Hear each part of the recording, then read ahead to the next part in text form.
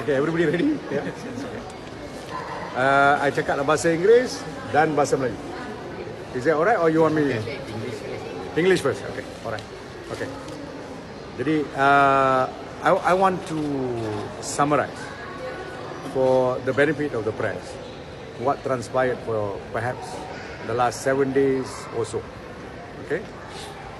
As you can appreciate, we have adduced evidence through this witness in the cross-examination that one MDB was never the idea of Datuk Sri Najib, because the historical perspective is one MDB was in fact TIA, Terengganu Investment Arm, TIA, Authority rather. Now, because TIA was going through a lot of initial difficulties, mostly we have proven was caused by Jolo. Jolo was there even before Datuk Sri Najib knew him. Jolo already knew the Sultan of Terengganu, somehow or other. He knew Sultan of Terengganu. And he's made his presence and influence, and in fact brought Sultan of Terengganu to Abu Dhabi to impress upon the Sultan of Terengganu the Mubadala concept of sovereign fund. So that's how TIA was formed, as a sovereign fund for the state of Terengganu. Very clear. Datuk Sri Najib was just a deputy prime minister, had no idea what was going on in TIA. Okay? Now, then as I've said, things got a bit more difficult until the Sultan was upset.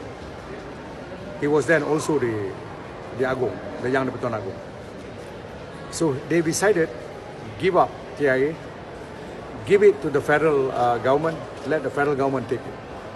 This is important because it shows Datuk Sri Najib never planned to have a 1 MDB or a TIA. He never planned it. He inherited this problem from TIA. Okay, that's important. When he took over TIA, that's when, more or less about the time, Jolo also has penetrated, as you know, earlier on with the in the Prime Minister's office through Amhari, the Deputy Prime Minister's office through Amhari, and then through the Economic Planning Unit, EPU. You remember there were 2-3 characters, including Amhari and Sharul too. All these had been penetrated by Jolo. And as a result of which, Jolo also makes simultaneous approach through his brother, not through him, through his brother, which this witness said he didn't know. Because Jolo's brother was studying at the London School of Economics and Political Science with Riza, who is the stepson of Datuk Sri Najib. That's how Jolo also came in to get to know Datuk Sri Najib through the family of Datuk Sri Najib. So he used the same method. How he got to know the Yang di-Pertuan Agong, the Sultan of Terengganu, how he penetrated EPU, how he penetrated officers that finally became the officers of Datuk Sri Najib, is the same technique he used. The idea is to influence them, all with a bad motive. That we have shown. Okay. Number 2, straight away upon having TIA, while it was still TIA, you remember the IMTN bonds were already in the issue. Now, from TIA, it became 1 MDB, but within TIA itself, you remember Jolo pretended to have no salary, nothing, yet he was very active. But something was not right, because a person who works so hard, yet not getting any money, there must be something really wrong. And true enough, in IMTN, you remember it was a 5 billion ringgit bond. He has arranged with M Invest, which is M Bank, for M Bank to buy it at 4.3 billion, which means there is a discount of 700 million ringgit. 700 million is a lot of money. But dishonesty was on the part of both Jolo and his group and M-Bank. Because we have shown that M-Bank bought at 4.3, sold it to Jolo, two companies, Actis and Country Group, at 4.3. And within 1 or 2 days, they sold it back to government entities like EPL and other government entities like that, and insurance companies for the full purchase price. In fact, at either 100 ringgit is each unit full price. Sometime there was 1 or 2 occasions when they sold it at 110 ringgit. So within 1 or 2 days, with the bank's knowledge, they sold at full price. The bank didn't benefit. The bank only benefited by the fees. Somebody surely in the bank with Jolo made that 500 odd million of money. So straight away you realize that Jolo has started doing this. You will have to ask yourself a question. Don't tell us that at this time Datuk Sri Najib is already working with Jolo to make money, because this is what they call a rogue operation. Rogue operation. It is not an operation that one can even give any respect. From the beginning, you're dealing with thieves.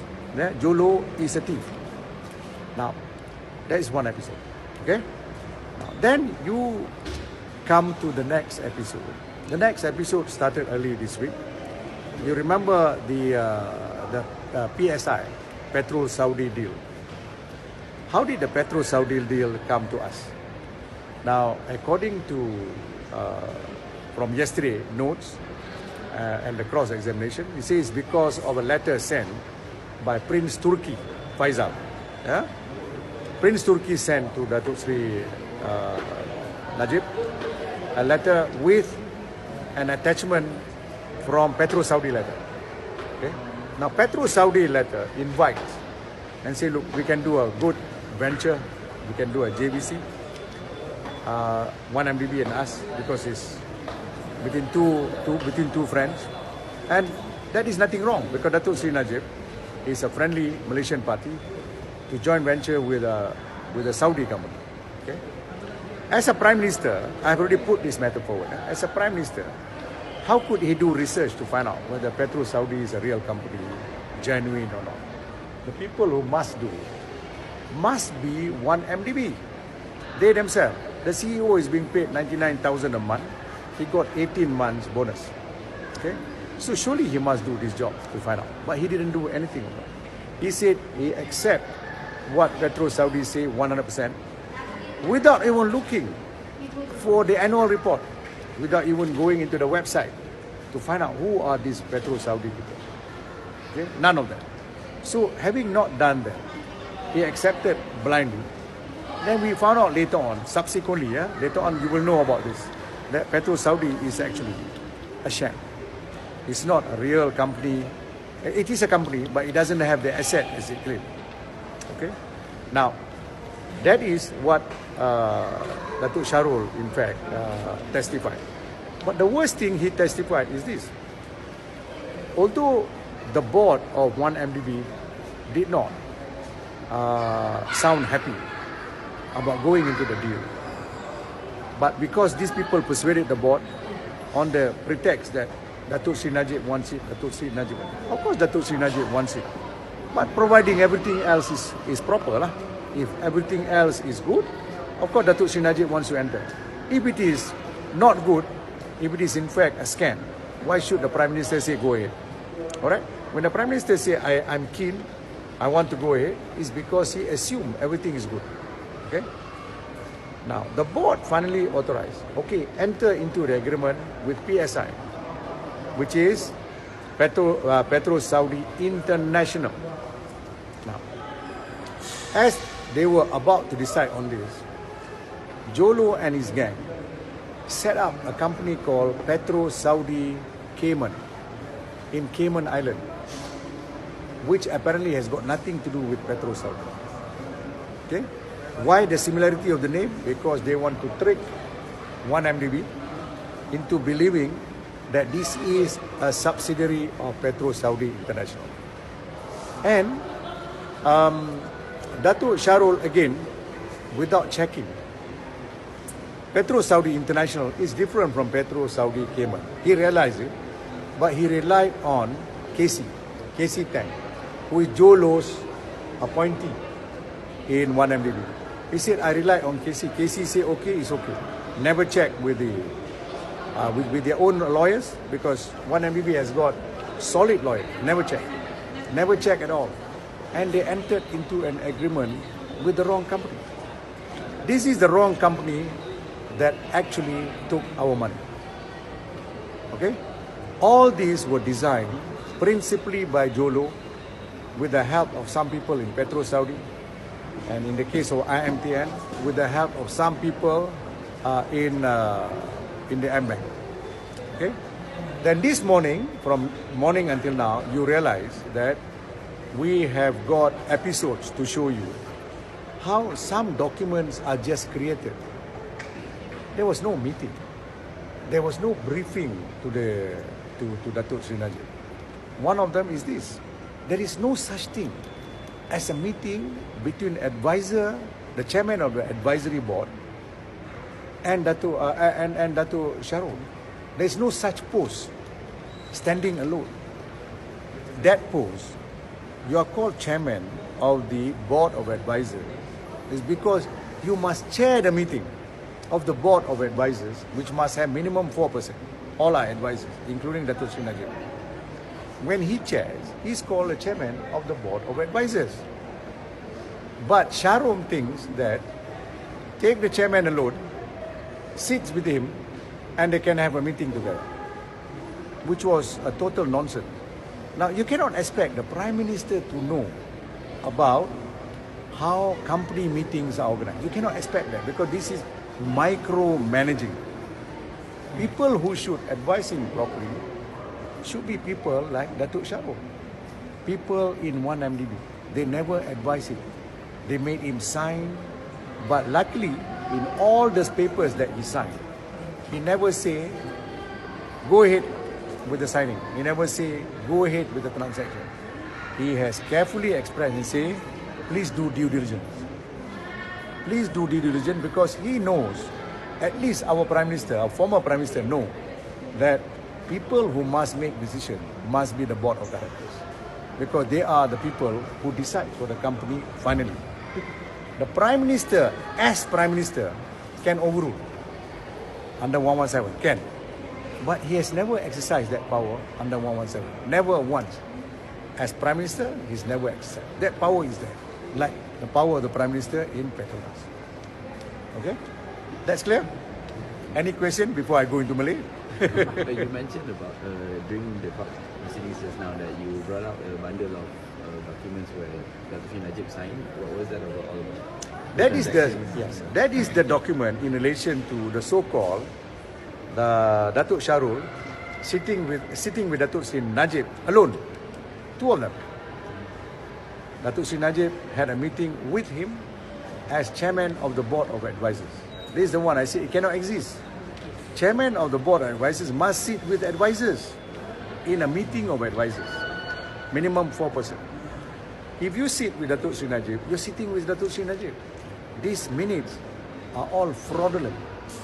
The documents were forged. Fraud. No, not forged. They were fraudulent.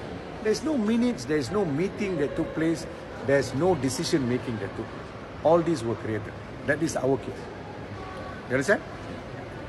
Tan Sri, do you still have much more to go to cross-examine Datuk Sharul? I think I'll take the whole of next week, yeah. The whole next week still got about 50% or 20%, not yet, you're not sure No, how no. much. It's maybe another 45% more to go.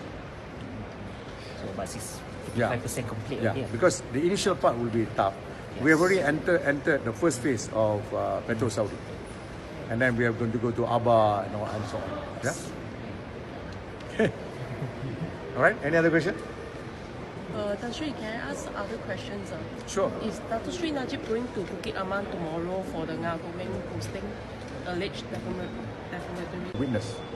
Because you must know this Nga Komeng complaint is related to what the Sultan of Selangor has complained about purportedly comment statement, because I think they assume that he made that, and therefore the Sultan complained. And I think Datuk Sri Najib, if I'm not mistaken, also make comments after the Sultan of Selangor have said something. So he is invited as a witness. On tomorrow. Tomorrow, yeah. We'll be going Bukit Aman tomorrow. As a witness, yeah. Do you know around what's the time he's going? We don't know. We don't But it's know. tomorrow, It could be, yeah, it could be in the afternoon. I'm not sure. As witness. As a witness.